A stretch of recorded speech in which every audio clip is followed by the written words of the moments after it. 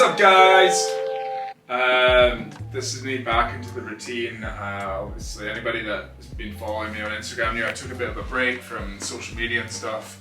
I was just on my honeymoon to Kenya, and the week before that we just got married. So the past 3 weeks I kind of stepped away a little bit from work and kind of the coaching team.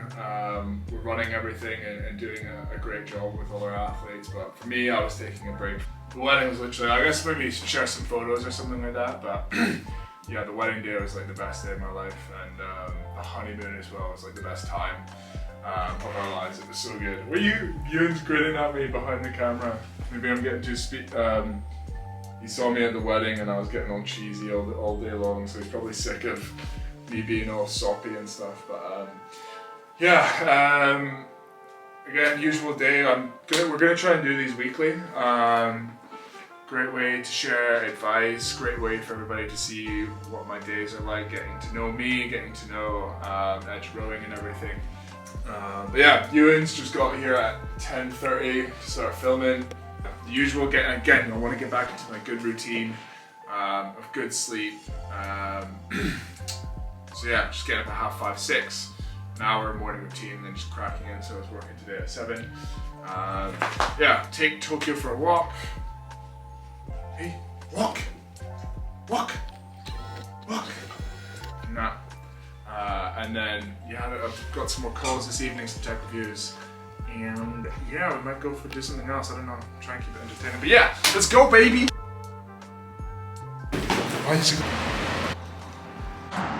So,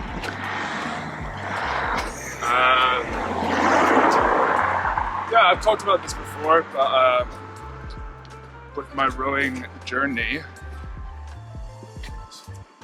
slower. Yeah, slower. No, just slow down walking. Okay, right.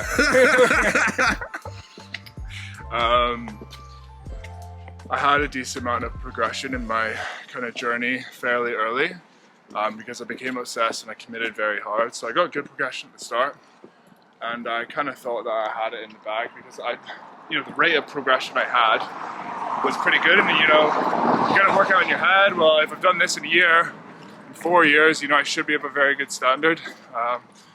But before, when that happened, I also got injured, so I left at quite a high expectation of myself, and then spent about 1.5 years recovering from a back injury. And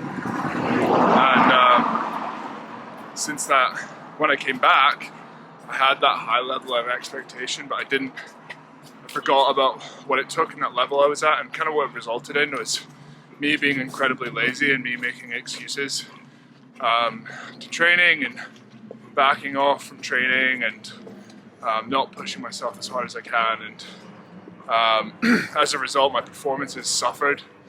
The first trial back I did, sorry if we're just taking him on a short walk, but he's panting pretty hard. Hey, you doing alright? Maybe you should stop pulling as hard as you can on the lead. Hold on. So I came back and had high expectations for what I was doing for a performance, but I'd forgotten what the work required was. And basically, I remember the first trial I did, I lost it by 2 minutes. I was pretty much in last place, and the people I was trying to beat were 2 minutes ahead of me, and that was an eye-opening kind of moment. But a big thing that changed for me was when I had a different coach, and I kind of came to him with the same mindset, and he said, when he saw me behaving the way I had been previously, he was like, what is it that you want to get out of this sport? What does it take to get there, and are you willing to do it? And at that stage I wasn't willing to do it, but when he posed that question to me in that way, it made me realize that I have to want to do the work that's required, and if you don't want to do the work, then you need to change your goals. That was his big thing, and for me that was a big massive point of getting progression. So from there, I went into some really hard training and just started to see progress and started to get results. But yeah, the kind of next thing that I want to talk about is kind of struggling with high intensity training, and getting to the root cause of a lot of the reasons that people have mental blocks, feel like they can't push themselves hard enough, feel like they can't train consistently, and sort of it's often not because of demotivation, it's more because of people holding themselves to too high of a standard. So yeah, I'll kind of get into that in the next clip. Kind of get into like the root cause of like a lot of people's issues with mindset, which in my experience are low motivation to do high intensity, and then struggling with motivation to train consistently. Those are the kind of two main ones.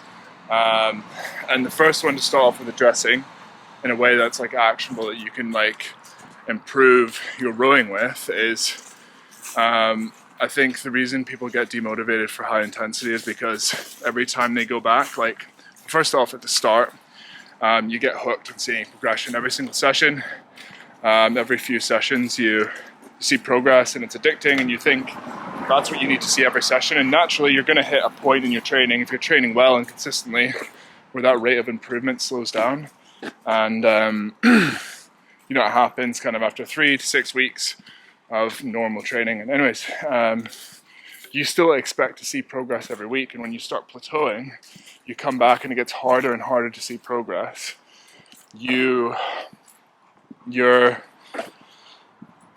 That weight and that pressure to keep improving ends up demotivating you, because you're going into the session with the pressure of seeing the splits improve short term, and you're forgetting about the actual objective of what the session is. The objective of high intensity training is to work hard for a certain amount of time. And I always say this, but the margin between a session that is going to give you benefit, which again is why you're there, the margin of a session that's going to give you benefit and not give you benefit is far wider than the spectrum of a session that you deem as a success and that you don't deem as a success. So to give you an example, and this isn't an exact science, but say you're doing 3x2K and you hold a 2-minute split for it, and you see that as a success. But if you held a 2 or 1.5, you know, you would see that as a failure. Now, looking at your physiology, you're going to get benefit from doing a 2-minute split and for doing a 2 or 1.5 split. You know, the difference in the benefit is going to be very, very marginal.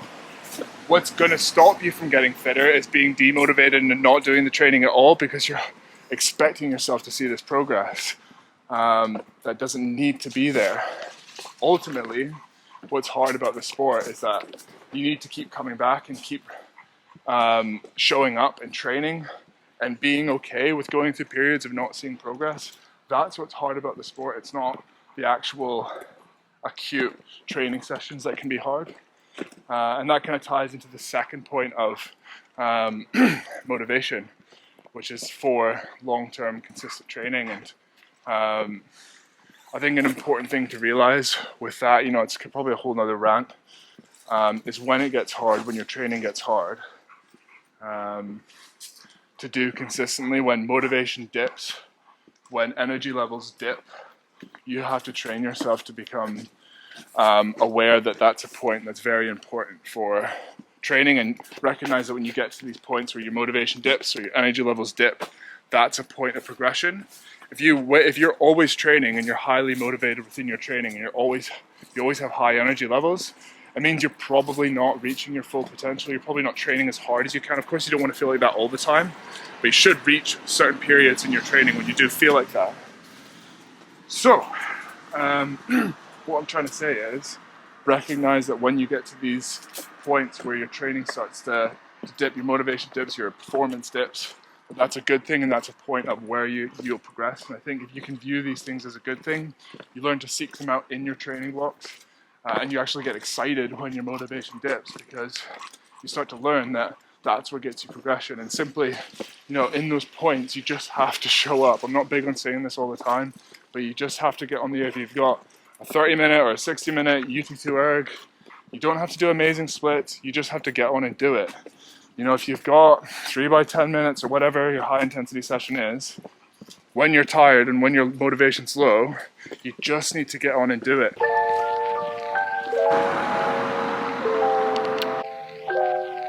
Good running shoes in Aberdeen, so as you can see, these things are beat to shit, but you're supposed to only get like 500k out of a pair of running shoes before you need a new one, so they already feel so uncomfortable, they're like rock hard.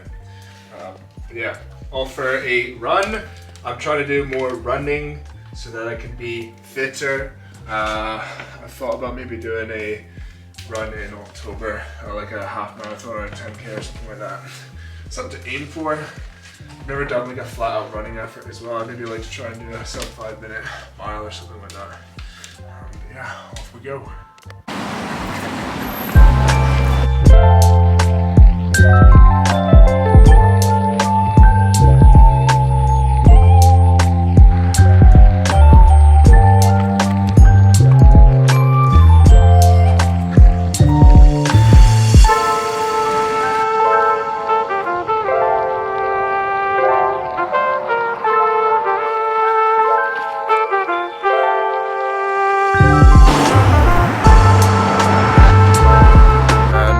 Call that a wrap.